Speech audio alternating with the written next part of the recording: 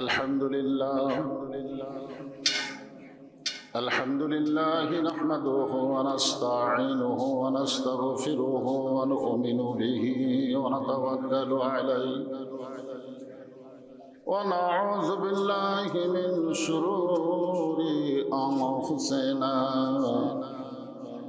ومن سيئات أعمالنا من يهدي الله فلا مضل له ومن يضلله فلا هادي له সকলে একটু আল্লাহর রাস্তায় জবান খুলে বলেন আশহাদু আল্লা ইলাহা ইল্লাল্লাহু ওয়াহদাহু লা শারীকা লাহু وأشهد أن محمدا عبده ورسوله الذي أرسل رسوله بالحق بشيرا ونذيرا وداعيا إلى الله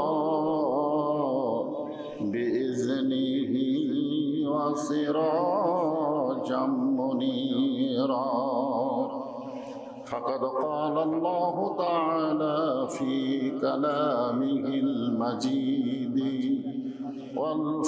والفرقان الحميد بسم الله الرحمن الرحيم الذين قالوا ربنا الله ثم استقاموا تتنزل عليهم الملائكة ألا تخافوا ولا تحزنوا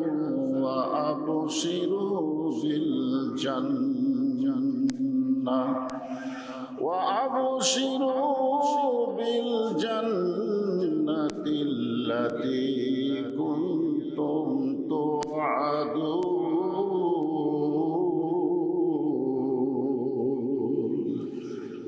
إن الله وملائكته يصلون على النبي يا محمد اللهم بارك على محمد مشرق حب محمد সকলে বলি সাল্লাল্লাহু আলাইহি ওয়াসাল্লাম मतलाए दीवानी मतलाए खुर्शीद इश्क़ास सीनाए सो जाने मा बलगल उला बिकमालिही कशफ़त दुजा बिजमालिही हसनत जमीअ खिसालिही सल्लो अलैहि व आलिहि अल्लाहुम्मा आमीन। জান্নাতের বাগান থেকে জান্নাতি মানুষদেরকে নিয়ে আমি গুনাহগার তোমার রহমতের দরজায় দুখানা হাত তুলেছি আল্লাহ। হাসরের ময়দানে জাব্বার আর কাহার নামে রূপ নিয়ে তুমি যখন বিচার শুরু করবে তোমার সামনে দাঁড়ায়া সমস্ত নবীরা নাফসি নাফসি বলে কাঁদতে থাকবে। এমন কঠিন অবস্থা হাসরে হবে, সেদিন সমস্ত নবী তার উম্মতকে ভুলে যাবে, শুধু বলবে আল্লাহ আমার কি হবে, আমার কি হবে। একমাত্র দরদি নবী শাফাত সাফাতের কান্ডারি, ইয়া রব্বি হাবলি উম্মতি বলে সেজদায় পড়ে যাবে। সেই কঠিন মুসিবতের সময় আজকের এই মাহফিলকে ওসিলা করে আমাদের সবাইকে রাসূলের উম্মতের কাতারে আল্লাহ কবুল করে নিও। সুবহান রাব্বিকা রাব্বিল ইজ্জাতি আম্মা ইয়াসিফুন ওয়া সালামুন আলাল মুরসালিন walhamdulillahi rabbil alamin। লা ইলাহা ইল্লাল্লাহ।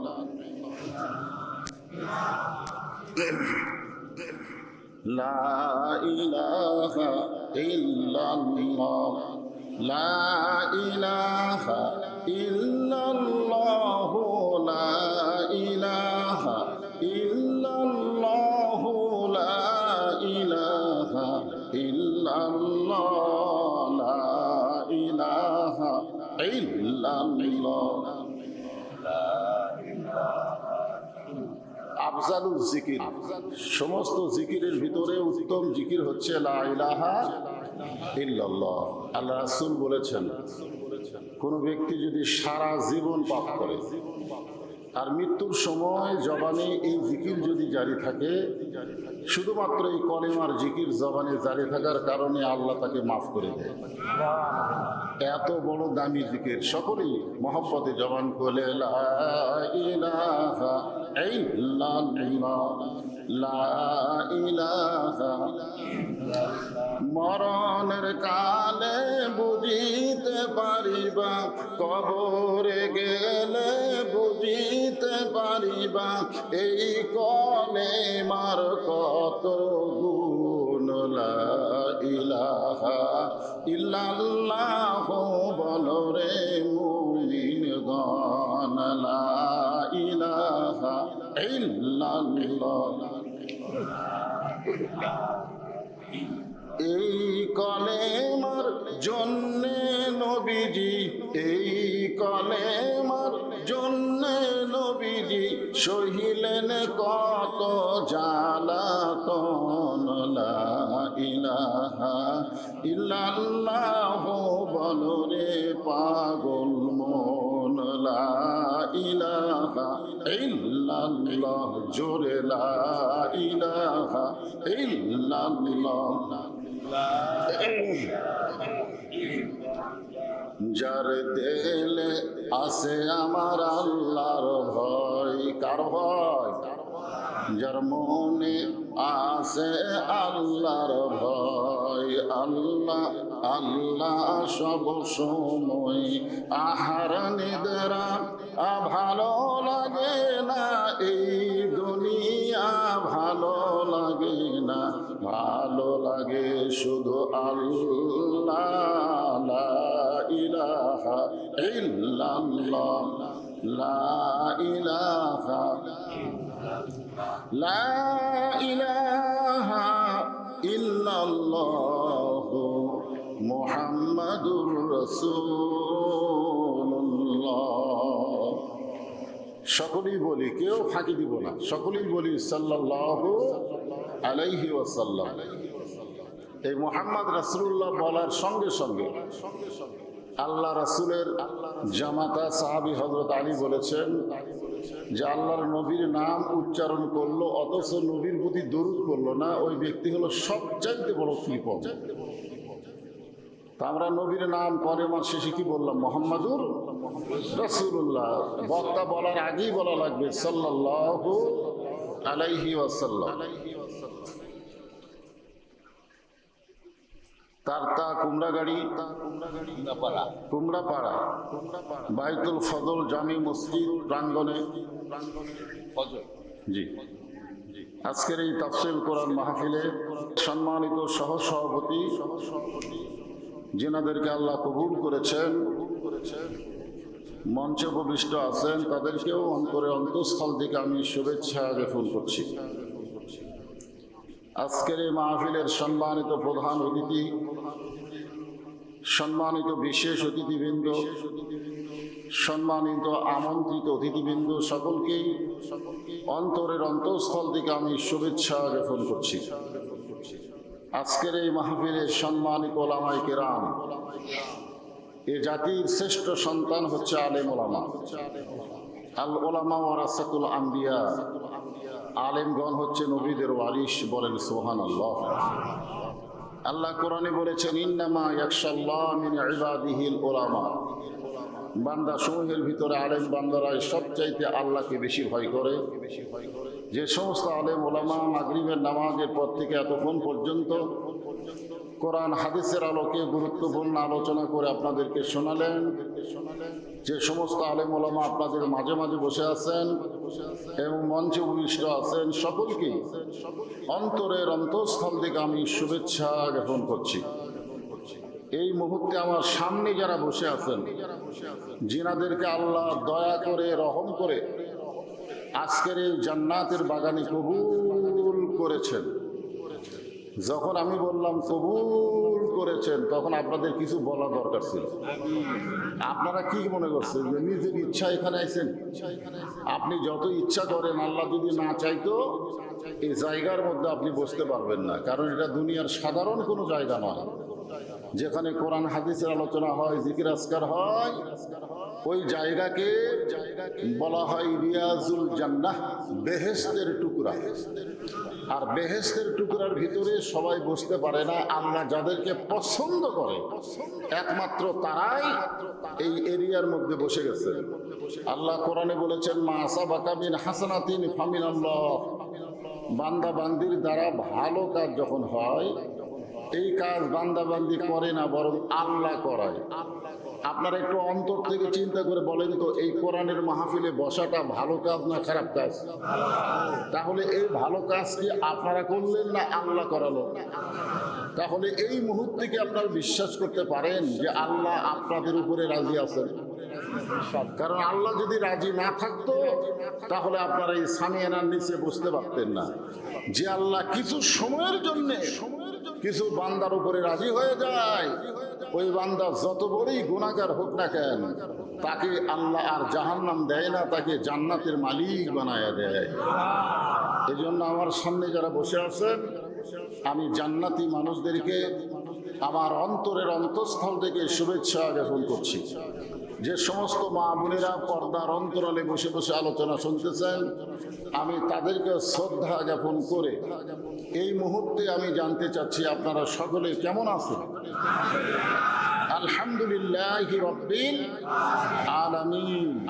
যে আল্লাহ আলহামদুলিল্লাহ, যে আল্লাহ শারীরিক সুস্থতা, মানসিক প্রশান্তি দান করে আজকের এই জান্নাতের বাগানে আমাদেরকে কবুল করলেন, আমরা সে আল্লাহর উপরে খুশি না বেজার? তাহলে জবান খুলে সমস্বরে সকলে বলবো, রব্বানা লাকাল হামদ হামদান কাসীরান তাইয়িবান মুবারাকান ফীহি। আমরা আল্লাহর দরবারে শুকরগুজার করছি এই কারণে যে আল্লাহ তাআলা আমাদেরকে জন্মগতভাবে মুসলমানের ঘরে কবুল করেছেন। চারিদিকে কিন্তু দুর্গা পূজার একটা ঢাক ঢোল শোনা যাচ্ছে, তোর এখন ঠিক না? হ্যাঁ, আমি এখানে আমার কথা বলতেছি না, আল্লাহ বলতেছেন, অমাইয়াবুতাগি গায়রাল ইসলামা দীনান ফালা ইউকবালা মিনহু। এটা হলো কোরআনের আয়াত। জোরে বলেন, কিসের আয়াত? আর এই আয়াতের বাংলা অর্থ হলো, ইসলাম ছাড়া অন্য কোনো ধর্ম কেউ যদি গ্রহণ করে, লা ইউকবালা মিনহু, আল্লাহ বলেছেন কখনোই তা কবুল করা হবে না। এই আয়াতের কারিমার দ্বারা বোঝা গেল, ইসলাম ছাড়া আল্লাহর কাছে কবুলযোগ্য পছন্দনীয় আর কোনো ধর্ম নাই। ইন্না দীনা ইনদাল্লাহিল ইসলাম।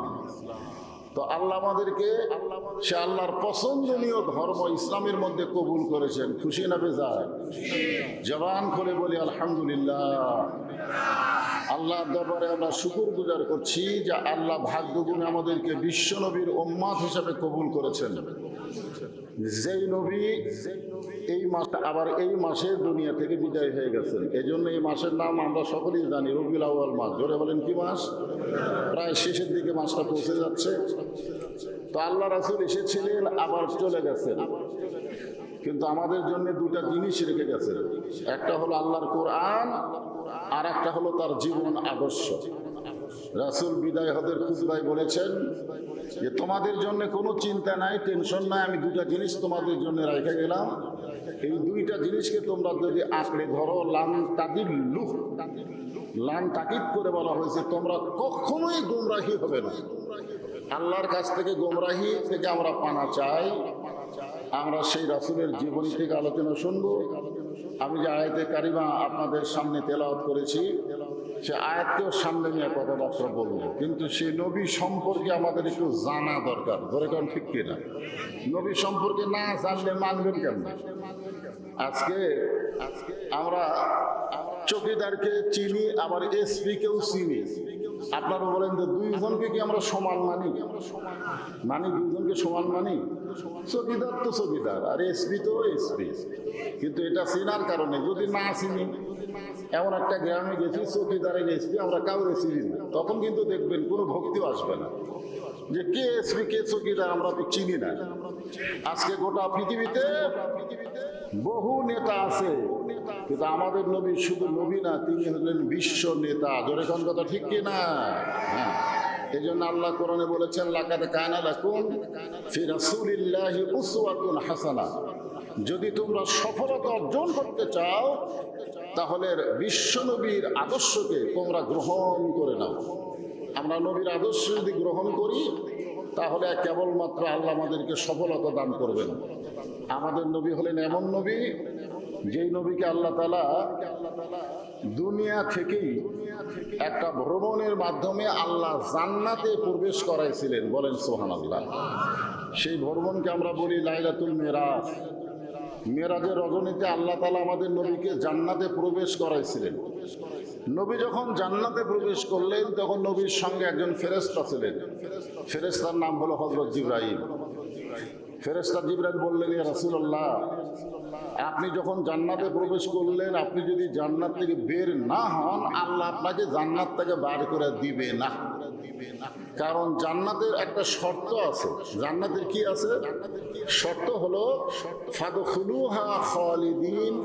কেউ যদি জান্নাতে একবার প্রবেশ করে, আল্লাহ তাকে চিরস্থায়ীভাবে জান্নাত দিয়ে দেবে। সুবহানাল্লাহ, জোরে কর না। হ্যাঁ, তো আপনি যখন জান্নাতে প্রবেশ করেছেন, আপনি যদি আর জান্নাত থেকে বের না হন, তাহলে আল্লাহ আপনাকে জান্নাত থেকে বের করে দিবে না। সঙ্গে সঙ্গে আমাদের নবী এত রাগ করলেন। কি করলেন? রাগ করে বললেন, জিবরাইল, যেই কথা একবার বলেছো, এ কথা দ্বিতীয়বার বলো না। কারণ আমি নবী আমার জন্য না, আমি নবী হলাম আমার উম্মতের জন্যে। সুবহানাল্লাহ। দেখেন, জান্নাতের মধ্যে গিয়েও আমাদের নবী জিবরাইলকে কি বললেন? আমি নবী আমার জন্য নয়, আমি নবী হলাম আমার উম্মতের জন্য। আল্লাহ যদি আমাকে জান্নাতে থাকার জন্য ঢুকতে বলতেন, আমি নবী জান্নাতে ঢুকতামই না। আল্লাহ শুধু আমাকে জান্নাত দেখার জন্য ঢুকতে বলেছেন, সেই জন্য আমি জান্নাতের মধ্যে প্রবেশ করেছি। ফেরেশতা জিবরাইল বললেন, হুজুর, তাহলে আপনি কি জান্নাতে প্রবেশ করবেন না? আল্লাহ রাসূল বললেন, আমি সেই দিন জান্নাতে প্রবেশ করব, যেদিন আমার সমস্ত গুনাহগার উম্মতিনীকে আল্লাহ জান্নাত দিয়ে দিবে। চিন্তা করে দেখেন, যে নবী জান্নাতে যায়ও আমাদের কথা ভুলে নাই। আর এখন যে নেতার পিছনে আপনারা চামচাগিরি করতেছেন, এই নেতা ভোট পায় যদি সংসদে যায়, আর আপনাদের কথা মনেই থাকবে না। ধরে কোন কথা ঠিক কিনা? হ্যাঁ, এখন যতই বলুক গরিবের বন্ধু, জনদরদি, সমাজসেবক, যতই বলুক, কিন্তু সবসময় মনে রাখবে না। সবসময় যিনি আমাদেরকে মনে রাখবেন, যিনি কেঁদেছেন, যিনি কাঁদতেছেন, যিনি কাঁদবেন, তিনি হলেন আমাদের নবী মুহাম্মাদুর রাসূলুল্লাহ সাল্লাল্লাহু আলাইহি সাল্লাম। এমন একজন নবী ভাগ্য করে পেয়েছি বলে আল্লাহর দরবারে শুকরগুজার করছি, আলহামদুলিল্লাহ। আমরা আল্লাহর দরবারে শুকরগুজার করছি, আমরা যে কোরআন থেকে তাফসীর শুনবো, যে কোরআন থেকে আলোচনা হবে, এই কোরআনের মধ্যে কোনো ভুল নাই, এই কোরআনের মধ্যে কোনো সন্দেহ নাই, এই কোরআনের মধ্যে কোনো ধোঁকা নাই। আপনারা বলেন আছে? বর্তমানে যে সংবিধান দিয়ে আমাদের বাংলাদেশ চলতেছে, মাঝে মধ্যে কেউ কেউ সংবিধান পরিবর্তন করার চেষ্টাও করতেছে, ধরে ঠিক কিনা, যে ওই 72-এর সংবিধান আর চলবে না, এই সংবিধান বাতিল করে নতুন আবার সংবিধান করা লাগবে। এই 24-এর গণ আন্দোলনে যে অভ্যুত্থান হয়েছে, এই 24-এর গণ অভ্যুত্থান অনুযায়ী এবার নতুন করে সংবিধান তৈরি করা লাগবে। তাহলে বোঝা গেল 72-এ যেটা হতে সেটা 24-এ বাতিল করা লাগবে, এরকম কিছু কথা মানুষ বলে। কিন্তু আজ থেকে 1450 বছর আগে যে সংবিধান আল্লাহ আমাদেরকে দিয়েছেন, কোরআন, কিয়ামত পর্যন্ত এইটা পরিবর্তন করার কোনো উপায় নাই। কি জন্য নাই? আল্লাহ নিজে বলেছেন, ইন্না নাহনু নাযালনা যিকরা ওয়া ইন্না লাহু লাহাফিজুন। আমি কোরআনকে তোমাদের জন্য উপদেশ হিসাবে নাজিল করেছি, এই কোরআনের হেফাজতের দায়িত্ব আমি স্বয়ং আল্লাহ নিজে নিয়েছি, এর মধ্যে আর কম বেশি করার কোনো সুযোগ নাই। এখন আপনারা বলেন তো, যে সংবিধান দিয়ে বাংলাদেশ চলতেছে, এই সংবিধানের মধ্যে সন্দেহ আছে না নাই? আপনারা যারা জবান খুললেন না, তারা মনে হয় বুঝতে পারতেছেন না। বর্তমান যে সংবিধান দিয়ে আমাদের বাংলাদেশ চলতেছে, সংবিধানের মধ্যে ধোঁকা আছে না নাই? এই সংবিধানের মধ্যে গোজামিল আছে না নাই? তাহলে যে সংবিধানে গোজামিল আছে, ধোঁকা আছে, সেই সংবিধান দিয়ে কোনোদিন মুসলমান তার ঈমান রক্ষা করতে পারবে না। মুসলমানের ঈমানকে রক্ষা করতে গেলে আল্লাহর কোরআনকে তাদের সংবিধান হিসেবে বিশ্বাস করে এই কোরআনকে পার্লামেন্টে নিয়ে যাওয়া লাগবে। ধরে বলেন কথা ঠিক কি না? আমরা সেই পবিত্র কোরআনের আলোচনা আজকে এখানে তাফসীর আকারে শুনতে চাই। আমি যে আয়াতে কারিমা তেলাওয়াত করলাম, এই আয়াতটাই আপনাদের সামনে উপস্থাপন করার চেষ্টা করতেছি ইনশাআল্লাহ। আগে আপনারা দেখেন, কোরআন শরীফের দিকে তাকায় দেখেন। এটা এমন একটা কিতাব যেটাকে ধরবার গেলে সমস্যা আছে, শুনবার গেলে কোনো সমস্যা নেই। কারণ আবু জেহেল নবী যখন কোরআন তেলাওয়াত করত, চোরের মতন চুপি চুপি সারা রাত দাঁড়িয়ে দাঁড়িয়ে কোরআনের তেলাওয়াত শুনতো, মানে শুনতে কোনো সমস্যা নাই। এটা আপনারা যারা ওয়াজ শুনতেছেন, ওয়াজ শোনার মধ্যে কোনো সমস্যা নেই। কি নাই? সমস্যা নাই।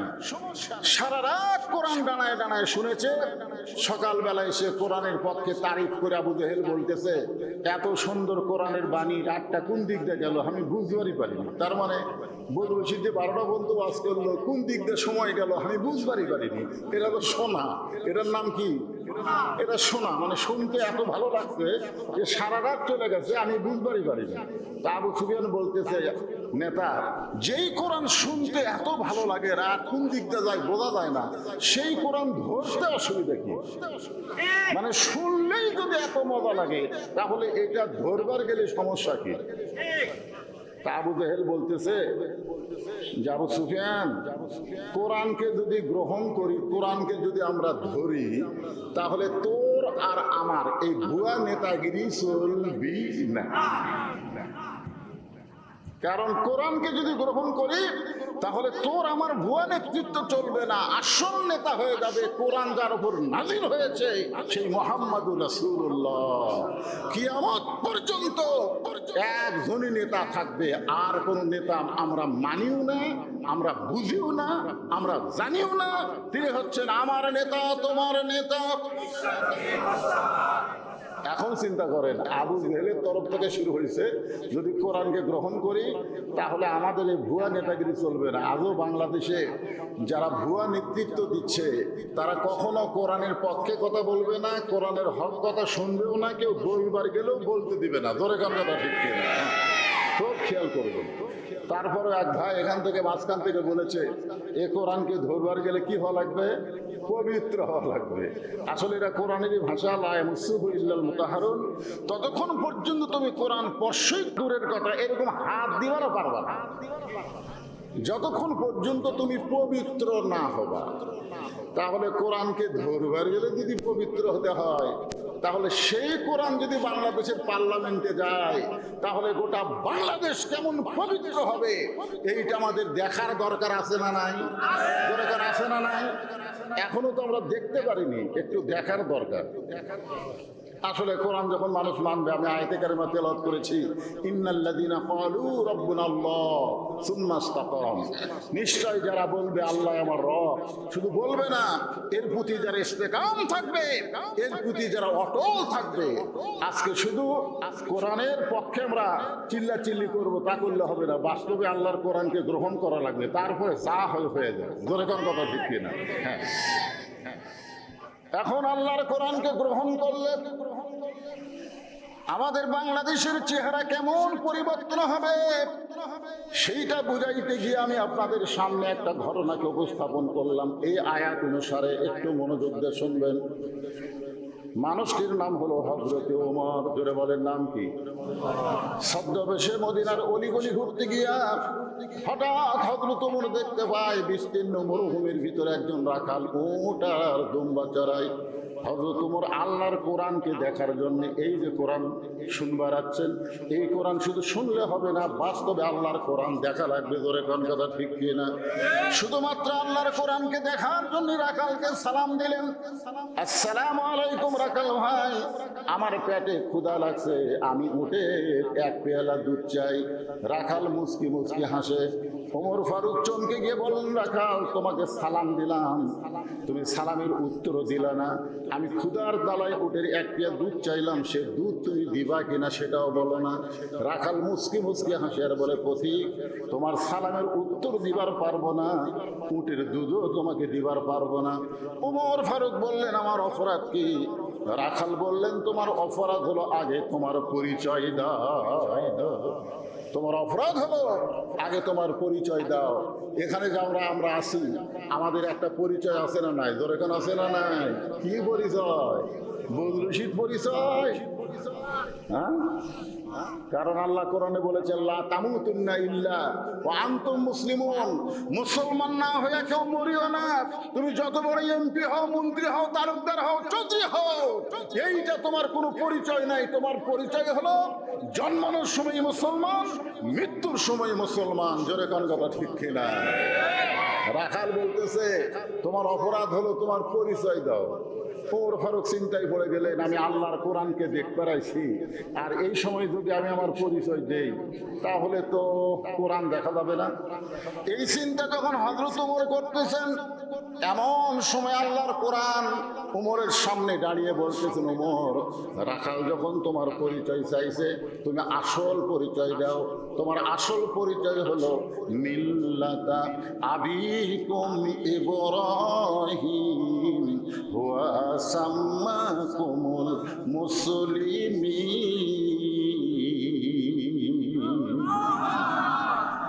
কি পরিচয়? বাঙালি আমরা তো জানি আমাদের জাতির পিতা কি। এতদিন শুনছেন জাতির পিতা? জাতির পিতা না জুতার পিতা? আল্লাহর কোরআন এখানে সাক্ষী দিচ্ছে, মিল্লাত মানে জাতি, আবিকুম, তোমাদের জাতির বাপ হচ্ছে ইব্রাহিম, তোমাদের জাতির পিতার নাম হলো হযরত ইব্রাহিম, হুয়া সাম্মাকুমুল মুসলিমিন, যিনি তোমাদের নাম রেখেছে মুসলমান। দুনিয়াতে পরিচয় দেওয়ার জন্য আমরা একটা নামে পরিচয় দিই, কিন্তু মূলত আমাদের আসল নাম হলো মুসলমান। জোরে বলেন, নাম কি? আরো জোরে। আল্লাহ যারা বলতেছে না, তাদের কান্দের ফেরেশতারা কি বলতেছে? তো আপনি যদি মুসলমান না বলেন, আপনার কান্দের ফেরেশতারা বিরক্ত হচ্ছে না? কিন্তু বক্তা বলবার কই তাও বলে না রে।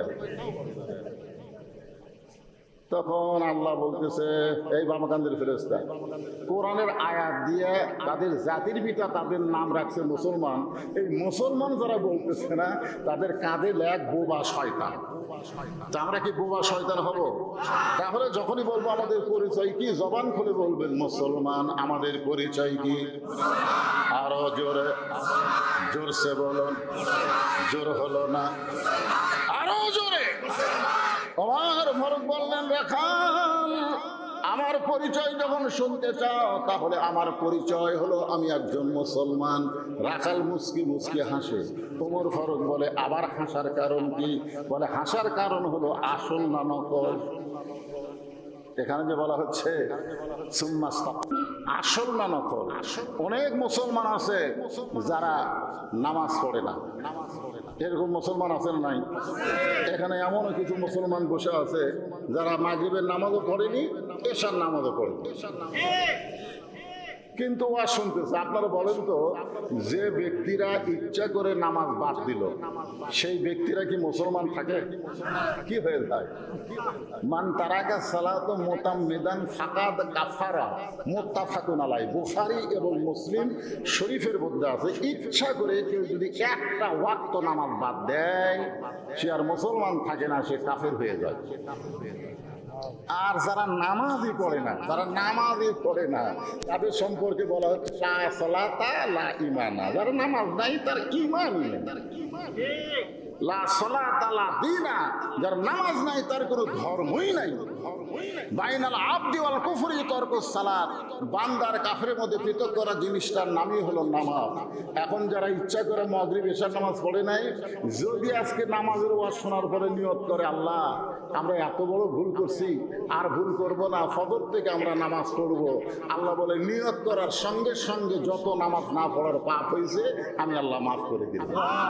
কারণ ইন্নামাল আমালু বিন্নিয়াত, নিয়তের সঙ্গে সঙ্গে তার আমলের একটা রেজাল্ট আল্লাহ দিয়ে দেয়। যারা মাগরিব এশার নামাজ পড়েন নাই, আপনার নিয়ত করেন যে ফজর থেকে ইনশাআল্লাহ, কি কি বুঝবার চাচ্ছেন যে আপনারা কতদিন বাঁচবেন, কত বছর বাঁচবেন, এরকম কোনো গ্যারান্টি কার্ড আপনাদের কাছে আছে? একটা দোকানে যে বলতেছে ভাই এই মোবাইল কিনতেছি, এটা কয় বছরের গ্যারান্টি? দোকানদার বলতেছে 5 বছরের গ্যারান্টি। তখন যাক এটা কিনা যাবে। দুই কান্দে ফেরেশতা আল্লাহ বলতেছে আল্লাহ এই একটা মোবাইল কিনবার যে গ্যারান্টি খুঁজতেছে, ওর জীবনের গ্যারান্টি কতদিন? এক পলকের নাই ভরসা, এক পলকের নাই ভরসা, মিশে সকল আশা, তখন বুঝি দারুণ ঝড়ে ভাঙবে তোমার বাসা, মিশে হে মায়াই মন্দিরে খাইকা করলাম কত খেলা, পশ্চিমে তাকায়া দেখো তোমার ডুইবা গেছে বেলা। যারা যুবক আছো তারা মনে করতেছো আমরা এখন মরতেছি না, হুজুর আমাকে দাদা বাসা আছে, বাপ বাসা আছে, আমাকে তো সিরিয়াল ওরা 3 নম্বরে আছি। কি যুবক, সিরিয়ালে কয় নম্বর? অনেক দাদা, অনেক দাদা তারা নাতির জানাজার নামাজ করতেছে। আপনারা দেখছেন? আমি দেখছি দাদা নাতির জানাজার কান্দেছে, নাতি মোটরসাইকেল নিয়ে অ্যাক্সিডেন্ট করছে, করেই মারা গেছে। দাদা বেঁচে আছে, নাতি মরে গেল। তো তোমরা যারা যুবক রাস্তাঘাটে ঘুরতেছো, মনে করতেছো আমাকে তো আর মরার বয়স হয়নি, মরার কোনো বয়স লাগবে না, খালি হুকুম হওয়ার সাথে সাথে মৃত্যু হবে। জোরে কার কথা ঠিক কিনা কথা বলে? ওমর ফারুক বললেন রাখাল আমার পরিচয় হলো আমি একজন মুসলমান। রাখাল মুসকি মুসকি হাসি আর বলে আসল না নকল? ওমর ফারুক বলতেছে রাখাল মুসলমান তো মুসলমানই, এখানে ওর আসল নকল কি? রাখাল বলতেছে আসল মুসলমান যারা হবে তারা চাওয়ার ব্যাপারে সতর্ক থাকবে। আসল মুসলমান যাত্রার কাছে চাবে না, দরকার হলে ফাঁসির মঞ্চে যাবে, কিন্তু রাষ্ট্রপতির কাছে প্রাণ ভিক্ষা চাবে না। দরকার কথা ঠিক না, দরকার হলে ফাঁসির মঞ্চে যাবে। এরকম কিছু মুসলমান আমরা বাংলাদেশে দেখছি হাসিনার সময়। দরকার কথা ঠিক না, রাষ্ট্রপতি পক্ষ থেকে একটা ক্ষমা ঘোষণা, তোমরা দরখাস্ত করো, তোমরা দরখাস্ত করো, রাষ্ট্রপতি যদি দয়া করে মাফ করে তাহলে তোমাদের ফাঁসি হবে না। ফাঁসির আসামি মুচকি মুচকি হাসতেছে। তো মুচকি মুচকি হাসার কারণ? উকিল জিজ্ঞাসা করতেছে হাসতেছেন কেন? হাসার কারণ হলো বাংলাদেশে 3টা রাষ্ট্রপতিকে ক্ষমতার থাকা অবস্থায় মরা দেখছি। এই বাংলাদেশে 3টা রাষ্ট্রপতি, তাদের সকলের নামের শেষে আছে রহমান। এই 3টা রহমান ক্ষমতার থাকা অবস্থায় মারা গেছে। একটা হলো বঙ্গবন্ধু শেখ মুজিবুর রহমান, একটা হলো জিয়াউর, আর একটা হলো জিল্লুর। এই 3টা প্রেসিডেন্ট ক্ষমতার থাকা অবস্থায় মারা গেছে। তো যারা নিজেরাই মরে যায় তাদের কাছে কোনো ইমানদার প্রাণ ভিক্ষা চায় না। প্রাণ ভিক্ষা চাওয়ার একমাত্র মালিক হচ্ছে আমাদের আল্লাহ। মাশাআল্লাহ, ওদিকে তো ভালো যুবক বুঝছে রে, খুব জোরে শব্দ শোনা যাচ্ছে। মাশাআল্লাহ, সুবহানাল্লাহ। আমরা প্রত্যেকটা নামাজে সূরা ফাতিহার মধ্যে ওয়াদা করতেছি ইয়াকা নাবুদু ওয়া ইয়াকা নাস্তাইন, আমরা গোলামি করে কার? তাহলে সাহায্য চাবো কার কাছে? রাখাল বললেন ফকির, তুমি যদি আসল মুসলমান হও তাহলে তুমি দুধ চাইলা কার কাছে? সঙ্গে সঙ্গে ওমরের চোখ দিয়ে দর দর করে পানি পড়তেছে। আল্লাহ, তোমার কোরআন যখন সমাজের মধ্যে চালু থাকবে, ওমর যদি কোনো ভুল করে একটা রাখাল পর্যন্ত ভুলটা ধরতে পারবে। বাংলাদেশের কোন জায়গায় কোরআন চালু না থাকলেও আপনাদের মসজিদের মধ্যে কোরআন চালু আছে। ইমাম সাহেব যদি 4 রাকাত নামাজে 3 রাকাতে বসে, একটা ভ্যানালা পর্যন্ত ভুল ধরার ক্ষমতা রাখে। জোরে কান কথা ঠিক কি না? পেশার নামাজ কয় রাকাত? ফরজ কয় রাকাত? কথা কয় না, ফরজ কয় রাকাত? ইমাম সাহেব 2 রাকাত নামাজে বসছে, আবার 3 রাকাতে বসে গেছে। তো সামনে কাতারে যারা আছে তারা অত খেয়াল করেনি, বুঝলেন? তারা বেখেয়াল। কিন্তু 3 নম্বর কাতারে একটা অটো ভ্যান ছিল, ভ্যানক খালি চাবি দিয়ে তুই নামাজ শুরু করছে। ওই চিন্তা করে কে রে, এসার নামাজে 2 রাকাতের পরে একটা বৈঠক, 4 রাকাত পরে একটা বৈঠক, ইমাম সাহেব 3 রাকাত পরে বসলো জ্ঞান। আল্লাহু আকবার। যেই মাত্র আল্লাহ আকবার করছে, ইমাম কাঁদতে কাঁদতে খাড়া হচ্ছে। ইমাম যদি মনে মনে কয় এতদিন 4 রাকাত পড়াছি, আজ থেকে 3 রাকাত যদি বসবো, যতই চেষ্টা কর আমি উঠবো না। আপনারা বলেন তো, ইমাম যদি স্বৈরাচার হয়ে হাসিনের মতন জোর করে ক্ষমতা বসে থাকবার চাই, যে তোরা ভোট দে আর না দে, আমি ক্ষমতার থাকার নাম না, এই মনে করে যদি ইমাম সাহেব 3 রাকাত নামাজত বসেই থাকে, ও যদি লোক বা গ্রহণ না করে, মসজিদের মুসল্লি কার পক্ষে যাবে? ইমামের পক্ষে না ভ্যানালার পক্ষে? কারণ মসজিদে ইমামের আইন চলে না, মসজিদে চলে আইন কার? আরো জোরে বলেন। শুধু মসজিদ আল্লাহর আইন চললে হবে না, গোটা বাংলাদেশ আমার আল্লাহর। জোরে কর কথা ঠিক কিনা? মসজিদ আল্লাহর আইন চলে, গোটা সমাজেও আল্লাহর আইন চালু করতে গেলে এই কোরআন শরীফকে মসজিদের তাকের মধ্যে শুধু রাখলে হবে না, সংসদে নিয়ে যাওয়া লাগবে। ধরে কোন ঠিক কিনা? আল কোরআনের আলো, সবাই বলবেন সংসদে জালো। আল কোরআনের আলো, কোরআন হাদিস যেখানে, দুনিয়ার মুসলমান লিল্লাহে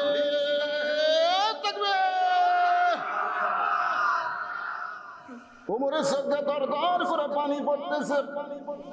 রাখাল বলতেছে, তুমি যদি আসল মুসলমান হও তাহলে তুমি দুধ চাইলে কার কাছে? ওমর ছোট বাচ্চার মতন কান দেওয়ার পরে, রাখাল ভাই, চাওয়ার ব্যাপারে আমি ভুল করেছি। রাখাল বলতেছে, ভুলটা যখন স্বীকারই করছে তাহলে আল্লাহ তোমাকে মাফ করবে।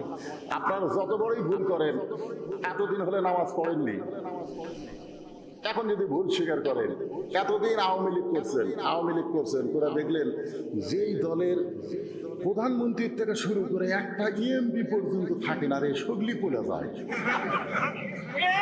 না না না, চিন্তা করে দেখেন, যে দলের প্রধানমন্ত্রীর থেকে শুরু করে একটা ইএমপি মেম্বার পর্যন্ত পড়ে যায়, সেই দল আর কর্ম না রে, আজ থেকে তওবা করলাম, সেই দল বাদ দিলাম। কি কোন তওবা করার সুযোগ আছে না? আপনি ভুল স্বীকার করেন ভাই, এই আওয়ামী লীগ আর কর্ম না ভাই, আমি ভুল স্বীকার করছি। ওমর ফারুক বলতেছেন, রাখাল ভাই, আসলেই চাওয়ার ব্যাপারে আমি ভুল স্বীকার করলাম। রাখাল বলতেছে, ভুল যদি স্বীকার করছো তাহলে আল্লাহ তোমাকে তওবা করার সুযোগ দিবে। তওবা শব্দের অর্থ কি? ফিরে আসা। ভুলটা যখন স্বীকার করছো, আল্লাহ তোমাকে তওবা করার সুযোগ দিবে। তুমি তওবা করলে আল্লাহ তোমাকে মাফ করবে। ওমর ফারুক বলে, রাখাল ভাই, তাহলে আমি তওবা করতেছি। রাখাল বলে, তুমি মূর্খ মানুষ, তুমি তওবা কেমনি করবা? ওমর ফারুক চুপ করছে, বলে, আমি মূর্খ? বলে, মূর্খ না হলে যাত্রার কাছে চাই। যারা গান গায়, দয়াল বাবার দরবারেতে কেউ ফিরে না খালি হাতে। আপনার বলেন তো, এরা শিক্ষিত না মূর্খ? কথা কন, শিক্ষিত না মূর্খ? এরা জাতির মূর্খ। কারণ দয়াল বাবা কিছুই দেওয়ার পারে না। তারা যদি বলতো, আমার দয়ার আল্লাহর দরবারেতে কেউ ফিরে না খালি হাতে, আল্লাহ আল্লাহ আল্লাহ, ঠিক আছে না নাই? ঠিক আছে নাই? কিন্তু ওরা কি বলতেছে, দয়াল বাবার দরবারেতে কেউ ফিরে না খালি হাতে। এটা কি? হ্যাঁ, তোমার মতো মূর্খ কেউ নাই। বরং আমি তোমাকে তওবা পড়াই, তুমি আমার সঙ্গে তওবা বলো। হযরত ওমরের চোখ দিয়ে দরদর করে পানি পড়তেছে। আল্লাহ, তোমার কোরআন যখন সমাজের মধ্যে চালু থাকবে, ওমরের মতন ভুল করলে